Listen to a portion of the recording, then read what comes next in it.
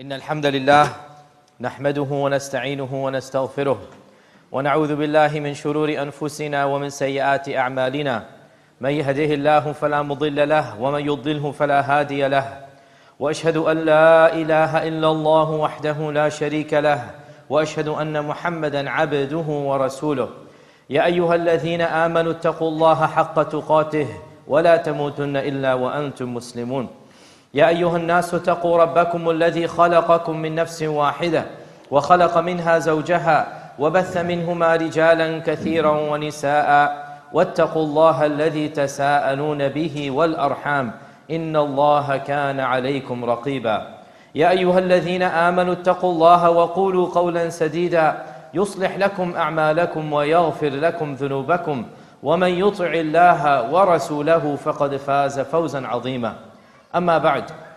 My dear brothers and sisters in Islam, Allah subhanahu wa ta'ala mentions in the Quran a story that occurred between Musa and Khidr alayhi salam. And this occurs in Surah Al-Kahf, and it is a surah that many of us read frequently, especially on Friday. And it is a story that has a lot of benefits and a lot of wisdom for us. And there's only one time in the whole Quran that Allah subhanahu wa ta'ala references Khidr, even though the reference is indirect, but not by name, but by story. And Khidr alayhi salam, we learn from our tradition that Khidr was a prophet of Allah. That Khidr was a prophet of Allah. And this is in contrast to what some people believe, which is superstitious belief, to be honest, that Khidr is some type of superhuman, that he's flying around, he's still alive. No, all of this is fairy tales. Khidr was a prophet, and Musa was a prophet. And the two of them were sent to two different people, but at the same time on earth. And we learn in Surah Al-Kahf that one time, our Prophet ﷺ told us that Musa alayhi salam spoke and gave a khutbah to the people. And someone asked him, "O Musa, who's the most knowledgeable person on earth? Who's the greatest person of knowledge?" And so Musa assumed that he was the most knowledgeable. And honestly, why would he not assume? Allah has spoken to him directly. He is one of the greatest prophets, ulul azmi min ar-rusul. He has the largest ummah that humanity has ever seen up until his time. Our ummah is larger, but up until his time it was the largest ummah. Allah Azza wa Jal chose him, spoke to him directly, Mount Tur Sayna. Why shouldn't he assume? So he made an assumption, and he said, "I am the most knowledgeable." Immediately Allah subhanahu wa ta'ala sent Jibreel down and said to him, "O Musa, how could you speak without knowledge? How could you say something you didn't know? You just made an assumption.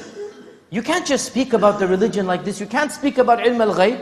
Verily, there is a servant of ours, abdan min ibadina. We have given him knowledge that you do not have. He has some knowledge you don't have. How can you make this claim that you are the most knowledgeable?" So immediately, Musa alayhi salam humbled himself and he said, "O Allah, give me permission to go meet this person. Allow me to go study with him." And this shows us his humility and humbleness. That being who he was, he had no qualms, instantaneously lowering himself for the sake of knowledge. And such is the case. We accept the truth from anyone. We learn and study from any person who has more knowledge than us, no matter what their ethnicity, no matter what their age, no matter what their background. When a person is a person of knowledge, instantaneously we humble ourselves in front of their knowledge, as Musa alayhi salam demonstrated. So he asked Allah permission. Allah Azza wa Jalla said, "Go and meet him in such and such a place." And these are the characteristics, and the story mentions when you will meet him when the fish disappears. The story of Surah Al-Kahf mentions. So eventually Musa meets Khidr. And he asks Khidr, and he says to Khidr, "Let me follow you so that I can learn some of your knowledge. Let me gain some of this knowledge." Khidr says, "إِنَّكَ لَن تَسْتَطِيعَ مَعِيَ صَبْرًا." You won't have patience to be with me. You don't have enough patience to be with me. Musa says, "Give me a try. سَتَجِدُنِي إِنْ شَاءَ اللَّهُ صَابِرًا." Give me a try, I'll listen to you. So Khidr says, "I only have one condition. If you accompany me, don't ask me what I'm doing until I tell you. Don't interfere. Don't get involved. It's not your job. I have a mission. I'm going to do it. You mind your own business until I tell you and I explain to you. Until I do that, you're not allowed to ask and question." So Musa says, "Okay, we will do that. Not a problem." Then they find a ship. And this ship belonged to some poor fishermen. And they needed to come across the side. They wanted to go across and get to the other side. And they said to the people of the ship, they said to the fishermen, will you carry us, and Allah Azza wa Jal will reward you. We don't have any money, we don't have any, can you just carry us, get to the other side, and Allah Azza wa Jal will bless you. So the fishermen were generous. They said, no problem, come with us. We'll take you to the other side. When they were busy casting their nets and fishing, Khidr comes down into the hull of the ship, pulls out an axe, and he cracks the hull of the ship just enough to let the water in so that they could make it to safety without drowning. Just enough so that the water begins to flood, they make it to safety to drowning. And as the fishermen are confused, what happened? Where did this water come from? In the confusion, Musa and Khidr just disappear.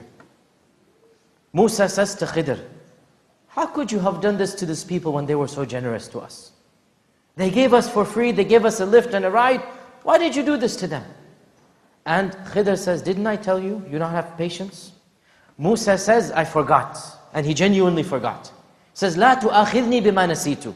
Okay, you know, I forgot. This is a genuine mistake. And when you make a genuine mistake, you're supposed to overlook it. لا تؤاخذني بما نسيت. Don't give me a tough time because I forgot. You're right, I made a mistake, I won't do it again. Barely has he finished this sentence, and the axe is still fresh with the wounds of the hull. And now they come across some kids playing on the shore. And Khidr takes one of them and eliminates one. Musa has not forgotten. He has just said, I'm not going to do it again. He knows exactly what the condition is. But the taking of a life is a very big deal. Especially the life of an innocent, especially the life of a young child. Musa, knowing full well what the condition was, became so angry. How could you have taken an innocent life? And this shows us, by the way, that Khidr was a prophet. Because nobody on earth has the right to be judge, jury, executioner, except for someone whom Allah Azza wa Jal has told directly, and this means a prophet. No one can use this excuse, say, oh, Allah told me to do it, unless they're a prophet. Khidr was a prophet, and Musa was a prophet. So Khidr does the deed, Musa becomes irritated. Khidr says to him, look, didn't I just tell you? You see for yourself, you don't have enough patience. And Musa did not forget, he doesn't have an excuse, so he has only one thing to say. He says, okay, you know what, you're right, but I ask for one more chance. Basically 3 strikes and I'm out. One more chance, allow me. Our Prophet ﷺ said, may Allah have mercy on Musa. Had he not been hasty and put that condition on himself, he would have seen many amazing things. Had he not been hasty, he was hasty. He wanted to show, okay, you're right. Had he not been hasty, and our Prophet ﷺ said, hastiness is from shaitan. And he said, thinking and acting calmly is from Allah subhanahu wa ta'ala. Hastiness is from shaitan, being very quick to act. Just acting impulsively, this is not from the characteristics of the believer. And acting thoughtfully, and acting with much patience in what you're doing, this is from Allah subhanahu wa ta'ala. So Musa became irritated. He said, you know what, one more time, khalas, I'll leave you. You won, basically. So the two of them, they make their way to a village. They're tired, they're hungry. Notice, by the way, they're both prophets. Subhanallah, they have no money because they're not interested in this dunya. Their pockets are not overflowing with gold and silver. They didn't have money to pay the fishermen. Now they're hungry, night has fallen, they don't have money for food.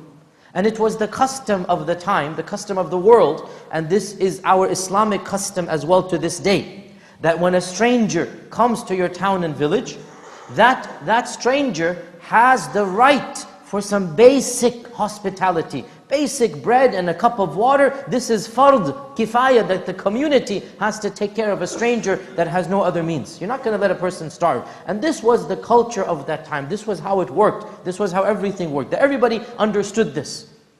This city or this town was so miserly and stingy, they refused to share a cup of water and a loaf of bread with these strangers. I mean, the height of stinginess. They refused to be the least bit hospitable. And in fact, they mocked them, they pelted them, they got rid of them, said, get out of here, go, shoo, go away. And these are the greatest prophets together, and the community treats them in this manner. And so as they walk out, and you can imagine Musa was one who had a temper, you can imagine how he's feeling. Frustrated, tired, hungry. And on top of this rude treatment, Khidr stops and he repairs the wall of the town. Every town had a wall for safety. He repairs the wall of the town. And Musa, again, he didn't forget. He knows full well, but his irritation got the better of him. Musa says the least you could have done is to get some food for what you have done. You have made this wall perfectly fine. The least you could have done, لَاتَّخَذْتَ عَلَيْهِ أَجْرًا. Get some money, get some ajr, get some food, get something for us that they have treated us in this manner, and instead you are hospitable back to them. So Khidr says to him, your condition was 3 strikes and you're out, this is it. هَذَا فِرَاقُ بَيْنِي وَبَيْنِكَ. Khalas, we're going to go our separate ways. This was your condition, I didn't say this. You said it, so be it. As you said, it shall be done. هَذَا فِرَاقُ بَيْنِي وَبَيْنِكَ. سَأُنَبِّئُكَ بِتَأْوِيلِ مَا لَمْ تَسْتَطِعْ عَلَيْهِ صَبْرًا. Now I shall tell you what you had no patience to understand. And in this stories, by the way, there is extreme relevance for every single one of us sitting here. Every one of these stories, they are stories that we come across in different ways, in different formats, but the same musibahs afflict all of us. The same trials happen to all of us. So let us understand some of the wisdoms that those trials Allah subhanahu wa ta'ala sent down. As for the safina, as for the ship, Khidr says it belonged to a group of poor people, poor fishermen, poor people, and there was a tyrannical king that was confiscating every single usable ship. So there must have been a war going on, he wants some ships for his navy, so he doesn't care, he just goes and confiscates everybody's ship. And so, by putting this hole in the ship, the king comes, he finds the ship is not in service, he simply overlooks it and confiscates everybody else's ship. By putting that damage in the ship, I in fact saved the ship for the masakin. Notice as well here, brothers and sisters, that the masakin, we're not told much details about them, the poor people. But we learn one thing, they were generous. After all, they let people ride for free. And so, what did Allah subhanahu wa ta'ala do? They showed their generosity through the ship. Allah preserved the vehicle of their generosity. That which you're generous with, Allah subhanahu wa ta'ala will preserve for you. If you want Allah subhanahu wa ta'ala to put barakah in your money, put barakah in your time, put barakah in your life, use it for the sake of Allah subhanahu wa ta'ala. Be generous with it, and Allah will preserve your wealth if you spend for His cause, like He preserved the wealth of the fishermen when they spent of it. That was their wealth, that's all they had. And when they used it to be generous, what did Allah do? The very act of generosity became their salvation. The very act of being good to others, Allah used it to save their ship. Also notice as well, can you imagine the frustration that the fishermen would have felt when they saw their ship had been damaged? Can you imagine the anger they would have felt when they realized those 2 people that we put on the ship, they're the ones who caused that damage? Can you imagine? Put yourselves in their shoes. Now, imagine them seeing the king confiscate the ship of their friends, and the ship of their co-workers, and the ship of every single fisherman in the entire city, except their ship. How would their frustration instantaneously flip over to what? Alhamdulillah, Allah sent somebody to destroy our ship. Look, because they were being short-sighted, because they're only looking for the next 5 minutes, they don't realize there's a wisdom they don't know about. They don't realize, put your trust in Allah, this musibah is saving you from a bigger musibah. This calamity is protecting you from a much bigger calamity. If only you put your trust in Allah and you realize, look, Allah subhanahu wa ta'ala is taking care of me. And Allah knows how to take care of me. I don't understand.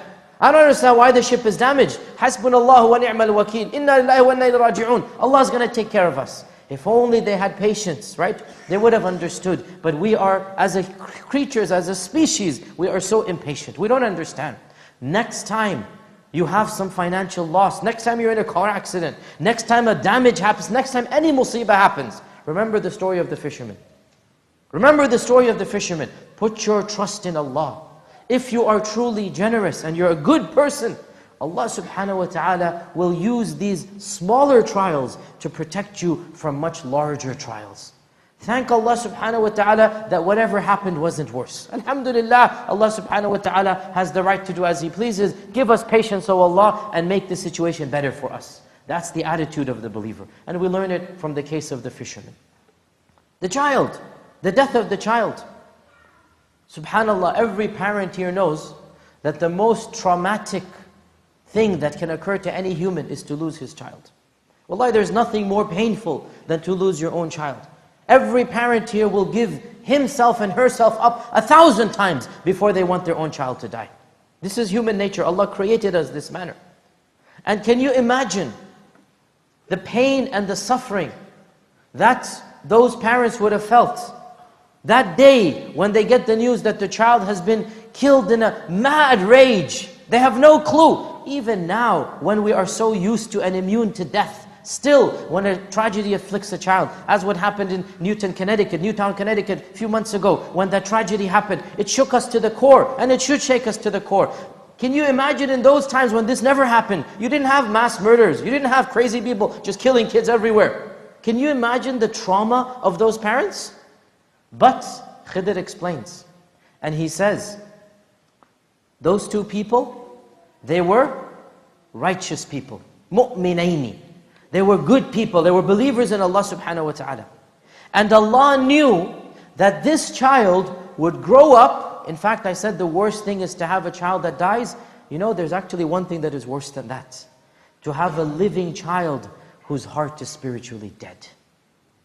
To have an ungrateful, arrogant child who continues to stab you as his parents, who continues to mock you, who continues to look down and belittle you. In fact, this is worse than a death that at a young age, that you have sweet memories, you have good times of the child. This is worse than that.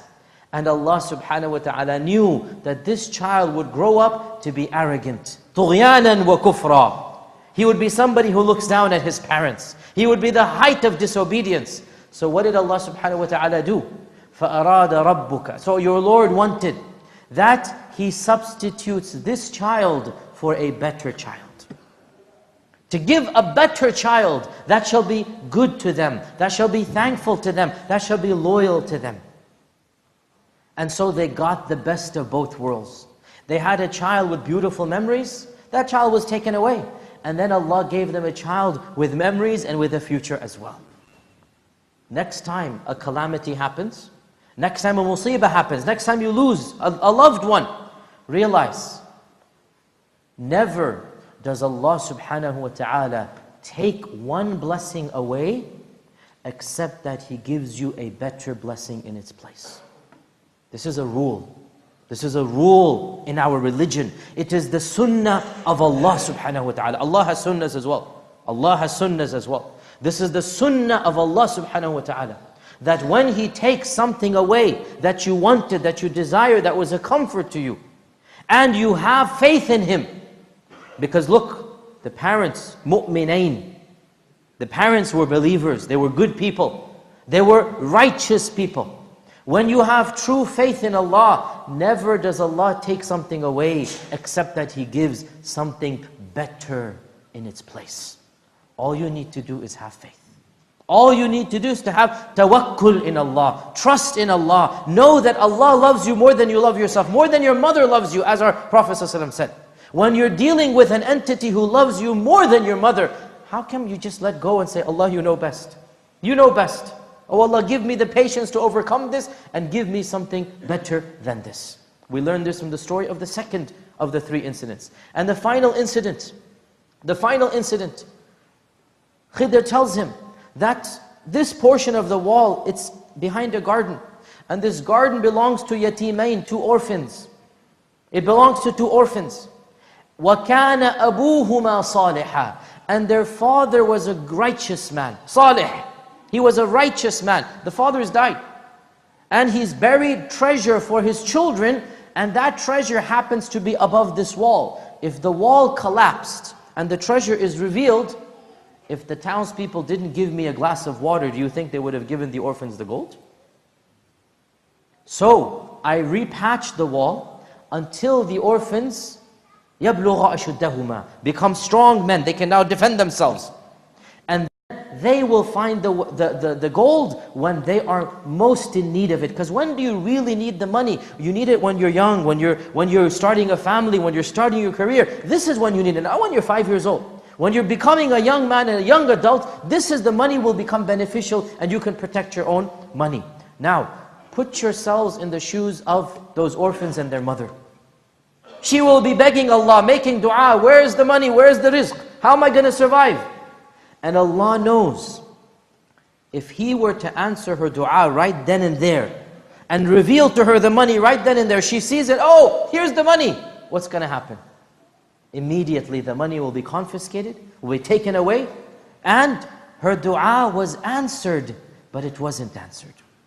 By delaying the response of the dua for 15, 20 years, Allah knows how long. By delaying the response of the dua, what happens? She got the money when she needed it the most. Allah knows when to respond to your du'as. Allah knows, you don't know. I don't know. Allah knows when it is the best to give you what you're asking for. But as long as you're asking and you are sincere, you will get what you need or something better than that. This is our promise from Allah subhanahu wa ta'ala. Also notice here, two things that we learn from the second and third story. In the second story, the parents were righteous. Allah did not want them to have an unrighteous son. So He took away the unrighteous son and He gave them a righteous son.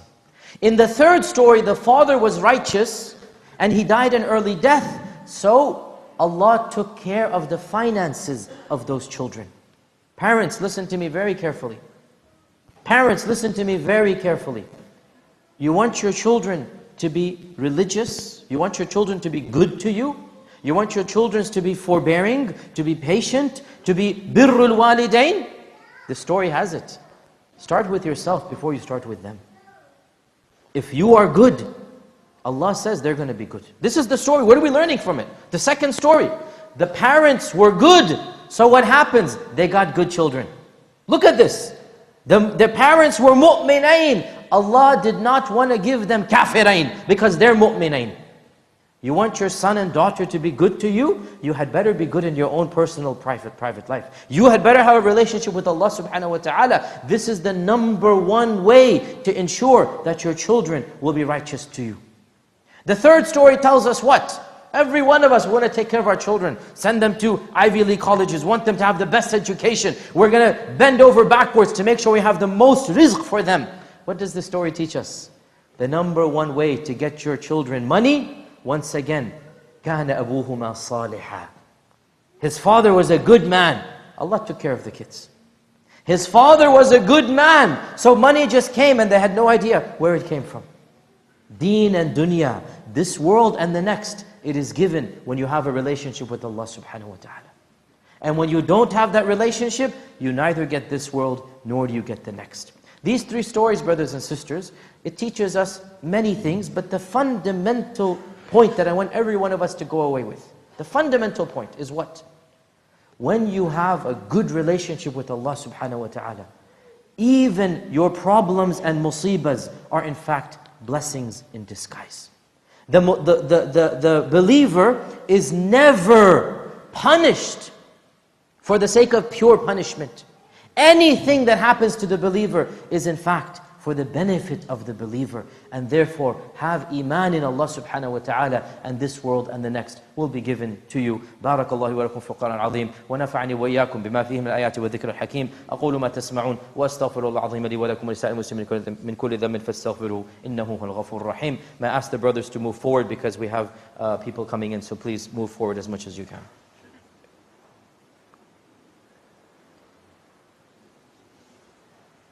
الحمد لله الواحد الأحد الصمد الذي لم يلد ولم يولد ولم يكن له كفوا أحد وبعد.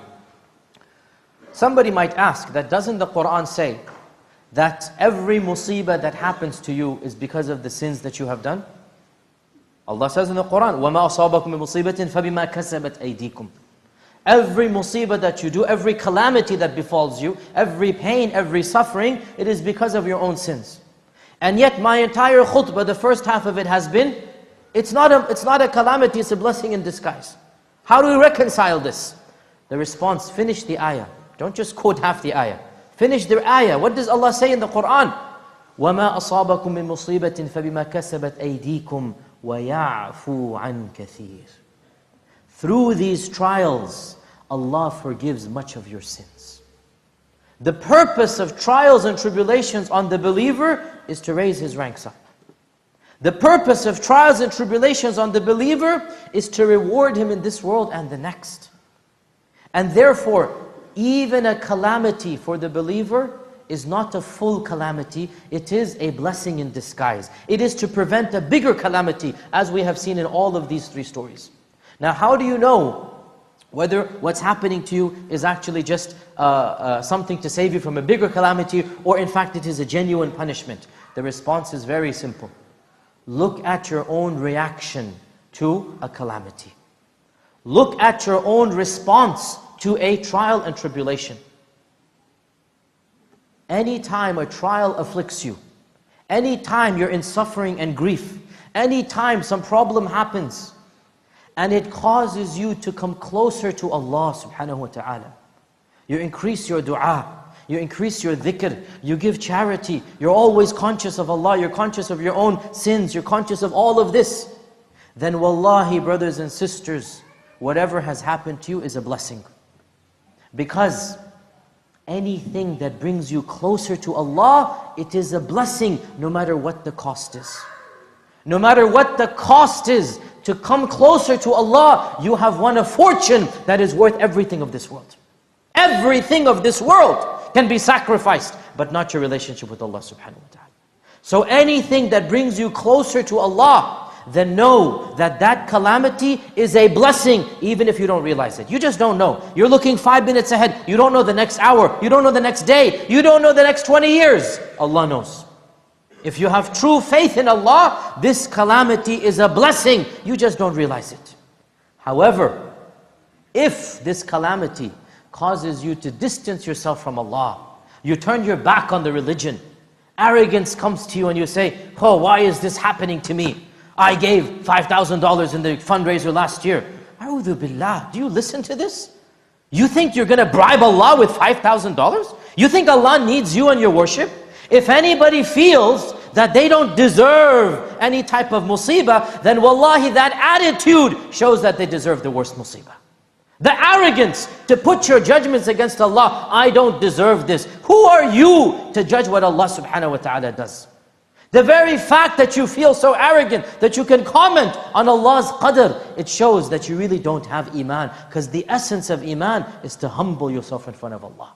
So the mu'min who humbles himself in front of Allah, and he understands, Allah knows and I don't know. And Allah knows why this is happening. I'll put my faith and trust in Allah. Oh Allah, you have a wisdom. Give me patience to overcome this. Give me ajr and reward to overcome this. Substitute something better. Alleviate my pain. Anytime something brings you closer to Allah, alhamdulillah, this is good news. And it is news that you're on the right path. Everybody's going to be tested and tried. Even the prophets were tested and tried. Nobody has a rosy life. Everybody is tested and tried.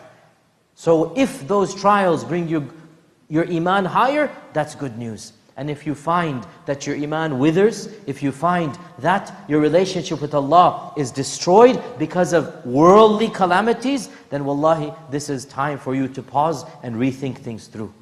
Time for you to make sure before death comes, you have a different relationship with Allah subhanahu wa ta'ala. Brothers and sisters in Islam, these three stories, they teach us that qadr is real. And this is what we believe. We believe in the 6 pillars of iman, and the 6th of these pillars is what? أَن تُؤْمِنَ بِالْقَدَرِ خَيْرِهِ وَشَرِّهِ. You believe in qadr, the good and the bad. Qadr is real. And one of the benefits for us Muslims who believe in qadr, one of the greatest thamaras, one of the greatest fruits of believing in qadr is that when everything has been decreed and Allah knows what is going to happen, if you truly have faith in Allah, let yourself go. He'll take care of you. Let all of these musibahs go. Allah will take care of you. Put your faith in Allah subhanahu wa ta'ala that what is happening for the best. Have a positive attitude. Realize that the greatest blessing is the blessing of iman. Everything else is secondary. Wallahi, not even secondary. It's irrelevant. If you have Allah, you don't need anything else. And if you don't have Allah, then wallahi, all that you have is meaningless. The one who has Allah subhanahu wa ta'ala wins this world and the next. The one who does not he has nothing to show. His purpose, his life is entirely purposeless to live, and what he will face will be much worse than this. Brothers and sisters in Islam, I pray that Allah subhanahu wa ta'ala causes us to be of those who, when a calamity happens, when a musibah happens, our iman goes up, our faith increases, our dua is even more passionate, our sajdas go higher, our sadaqah and zakah is even more generous. This is the sign of a believer. And I seek refuge from those who, when a calamity happens, their arrogance goes up and their religiosity goes down and their faith in Allah subhanahu wa ta'ala is shaken. Allahumma inni da'in fa'amminu. Allahumma la tada'na fi hadhi al-yawmi dhanban illa ghafarta, wa la hamman illa farrajta, wa la daynan illa qadayta, wa la maridan illa shafayta, wa la asiran illa yassarta. Allahumma ighfir lana wa li ikhwanina alladhina sabaquna bil iman, wa la taj'al fi qulubina ghillan lil ladhina amanu. Rabbana innaka ra'ufur rahim. Allahumma a'izz al-islam wal muslimin. Allahumma a'izz al-islam wal muslimin. Allahumma a'izz al-islam wal muslimin.